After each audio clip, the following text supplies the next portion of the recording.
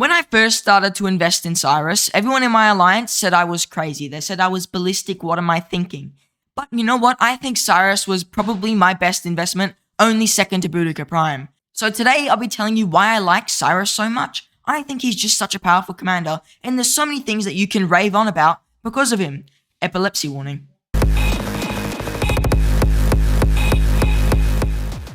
I do hope you guys liked that intro a lot. I think it was pretty funny. Now let's just get right into Cyrus. I've had him expertise for basically 4 or 5 months now, and I mean, he's definitely a very strong commander in my kit. I don't really get very negative reports with him unless I get swarmed by a full tech Cav main.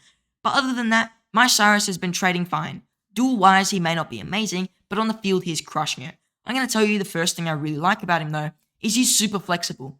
You may notice every commander I've invested in has some flexibility with who they could go with. And Cyrus is no exception to the rule. Cyrus's kit doesn't really rely on anything. There's nothing that makes him super reliant on one type of archer commander. For example, Minamoto really wants Artemisia because she's immune to silence, or Artemisia really needs a silence immune commander like Boudica or a Minamoto. But Cyrus doesn't need any of that. If anything, Cyrus is kind of like a boosting commander to an already very stat-heavy commander. So here's the commanders I think Cyrus would pair quite well with. YSG Ramses, Nebu, Henry, Gilgamesh, Boudica, possibly Edward of Woodstock if you are crazy, possibly Thutmose, and possibly a Minamoto. You can see there he works with basically the top archer commanders. He doesn't really work with Artemisia, obviously, because he's not silence immune, and he's got a rage engine, so it doesn't really work well with Thutmose. However, though, he works with every single commander that most people own. So the reason I really like him for that is when I'm investing in commanders, I want them to be usable with any archer commander. I don't want to invest in a commander, for example, let's say Thutmose, who can only be used with one commander, and that commander already may have a better pair coming soon. For example, Thutmose, when she first released, her best pair was with Artemisia, and it wasn't really that amazing. It didn't trade too bad, but it wasn't amazing. And now we know that Artemisia goes with Boudica very well, and she goes with the Minamoto very well. So you can see that Artemisia and Thutmose kind of lost its touch, and people had to find alternatives. So some people run Edward of Woodstock Thutmose. Edward of Woodstock is not an optimal commander. Some people just run Gilgamesh Thutmose and try to reduce their rage as much as they can. But you can see if you have a commander that could go with anyone, so let's say this Thutmose was a YSG, and a YSG's best pair was Artemisia YSG for some reason. Artemisia gets a new pair. Your YSG doesn't really have to sit on the bench or get reduced in effectiveness. He just goes with another commander who is equal in strength, nearly as good, or could still trade the same.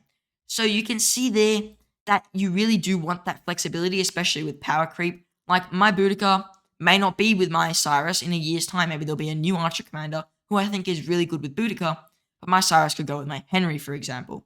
So that's the first thing I really like. The second thing is he's actually got a lot of stats for a commander that's kind of just boosting another commander. He's got 15% march speed, which is really nice. 30% attack, which is pretty good as well. It is attack, not health or defense. And then once you expertise him, you gain 20% increased attack and 20% defense whenever you throw your active skill for 3 seconds. There is a cooldown of 5 seconds on this, but you're not throwing an active skill once every 5 seconds. I really doubt it. So right there you can see that he's actually quite a stat-heavy commander. In total, he's got like 35, 45, 60, and 85% of stats in total. That's actually a lot of stats for the most part. Like you look at one of the new meta commanders, Henry. Henry's got about 85% of stats as well. However, Henry's stats may be a tad bit more premium with all damage and stuff like that. However, Cyrus still is a very stat-heavy commander, even now with all the new power creep coming out. So having a lot of stats means you can put him with a not so stat-heavy commander or a very stat-heavy commander as a booster for that commander. So I really do like Cyrus in that regard where he just kind of goes with everyone because of his stats. The next thing I really like about Cyrus is his debuffs. So on his active skill, he deals 1,400 damage to the current target and causes them to take 20% increased additional damage for 3 seconds. Off the bat, that's a pretty good debuff. You look at Ramsey's expertise, and Ramsey does 1,000 damage factor over 2 seconds, so 2,000 total, and Cyrus increases that damage factor, by 20%. That means in total, Ramsey's would deal an extra 400 damage factor, which is not much to laugh at. If Cyrus's active skill, for example, had 400 extra damage factor, he would be very powerful. Next, he also has another debuff here. It's a skill damage reduction debuff. So when troops led by this commander consist of only archers, their normal attacks gain a 10% chance to deal additional damage over time for 3 seconds, damage factor 250. While the damage over time is in effect, the target deals 40% reduced skill damage. This can trigger up at most once every 5 seconds. So the chance is a 10% chance. That means about once every 10 turns. But I had this trigger once when I was fighting a Nevsky drone, and in total, each of them did about 4,000 damage factor.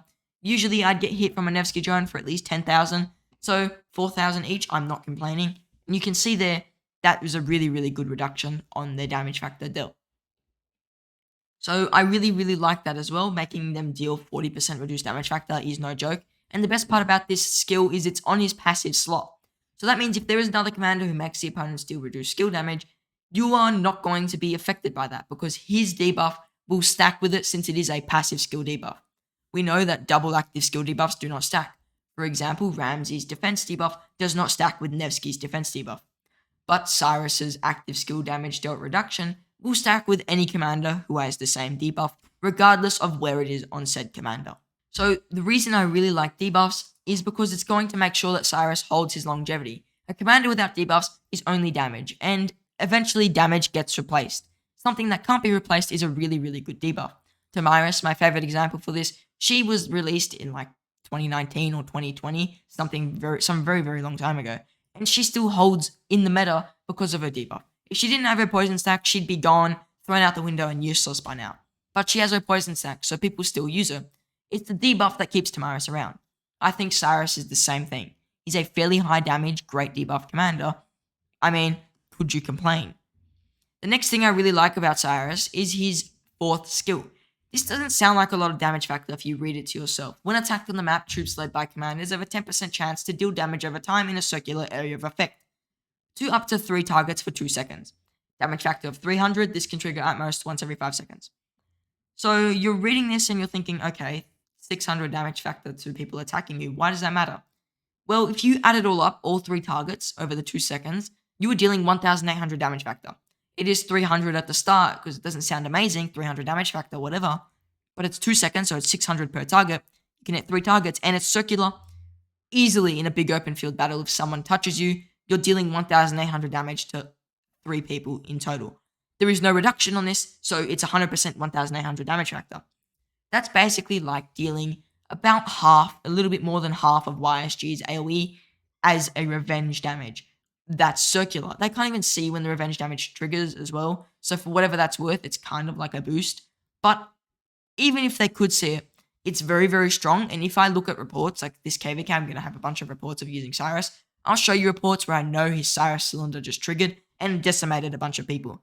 Because you know when Cyrus's AoE triggers, a lot of people are going to end up trading very negatively. Because if he triggers it twice, 3 times in a row like it did once, you could get 5 swarmed and you're going to trade very even. It's kind of crazy. And the final thing I really like about Cyrus, on top of everything I've just mentioned that's extremely powerful, is his rage engine.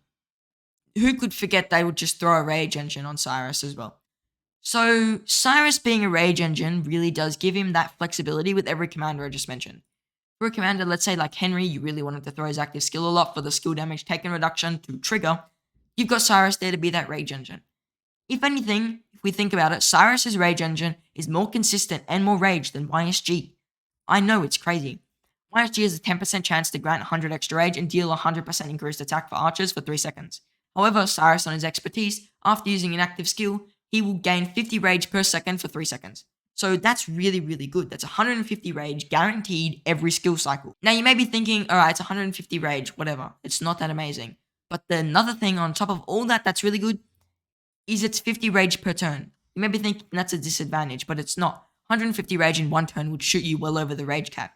50 rage per second over 3 turns doesn't shoot you over the rage cap. You will, in almost every situation, stay under that rage cap, unless maybe you're being swarmed or you get the rejuvenate to trigger on like a support commander. You are staying under the rage cap with Cyrus's expertise, so you are really being able to have other rage gaining items. So the Horn of Fury isn't bad with Cyrus. Having rejuvenate isn't too bad with Cyrus. And it means that his rage is not getting wasted on top of all of that. So I really do like him as a rage engine as well. It's why he's with my Boudica personally, because I decided I'd move my YSG with a more tanky commander. And Boudica really wants rage, and I'm telling you, she throws her active skill somewhat even faster than YSG, and I really do like it. But here's the things I don't like about Cyrus. Starting off, he has no all damage and no health, so the 2 most important stats in the game, he is unfortunately lacking. I would really like if he had health or if he had all damage, but I mean, you have to make some sacrifices when he's got such high revenge damage. He's got a bunch of overtime damage factor, it's up to 4,200. So in some situations, you have to give and take. Next, he is really a commander that you want to expertise. If you were using a Cyrus and you don't have him expertise, he's not going to trade nearly as good. I did a KVK with Cyrus where he wasn't expertise. I only got like 2 million kills. That was my first KVK with him. My next KVK, I put him with the Boudica and expertised him. That's when I got a bunch of kills, and I didn't even get that many kills in total in that previous KVK. So Cyrus definitely is a commander you kind of want to expertise to get the most value from him.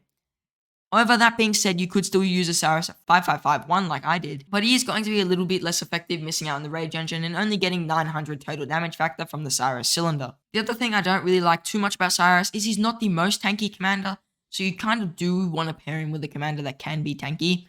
For example, I really do like the Cyrus with Boudica. Boudica's third skill makes her really tanky. She's got defense when she gets too low, and her March speed does stack up with Cyrus a little bit. The thing about him being not tanky though, his March speed kind of negates it in some situations where you can outrun the opponents, especially in ruins and altars and stuff like that. Because I mean, if you just start running with 15% March speed plus like Boudica's March speed or Henry's March speed, you're kind of just gone. So that's another thing I don't like, is how he can be a bit squishy on the field. So what's the final opinion on Cyrus? Well, you may be thinking, alright, you said a lot of interesting things about him, maybe I'll reconsider him, maybe I'll look at him a little bit more. I think Cyrus is a very, very good commander. He's traded quite well for me, I really haven't got very bad trades with him. And I think that he's in my top 4 Archer commanders. If I had to choose 4 or 5 Archer commanders to go into someone's middle, it would be Boudica, YSG, Henry Cyrus, and possibly an Artemisia, if you don't like any of those 4 commanders I mentioned. I think that Cyrus is just such a powerful commander. He's not going to be losing his value anytime soon. For example, a commander like Nebu, all damage. Artemisia is kind of just damage, but Cyrus has the debuffs, the damage, the stats, a lot of things that I really like. So, in the end, I think Cyrus is actually not a bad commander for most players, and you do have to also consider your other commanders. So if you're running a 6 March Murderball, and you want to have 2 Archer Marchers, Cyrus is going to kill it there, because he's got a bunch of debuffs to help the rest of your commanders. If you're running a 2 March Murderball, he may not be as good, but I still like him in my 2 March Murderball, and I think he's certainly still viable. Now, if you did enjoy this video, I just want to make a quick sellout announcement, and that is I'm live streaming at 6 AM Australian Eastern Standard Time on this Saturday. This should be 20 UTC, the 6th of May as well. So if you're interested in coming down, trust me, it's going to be a hilarious time. I'm going to be doing Champions of Olympia, but every time I lose, I have to spin a wheel of punishments.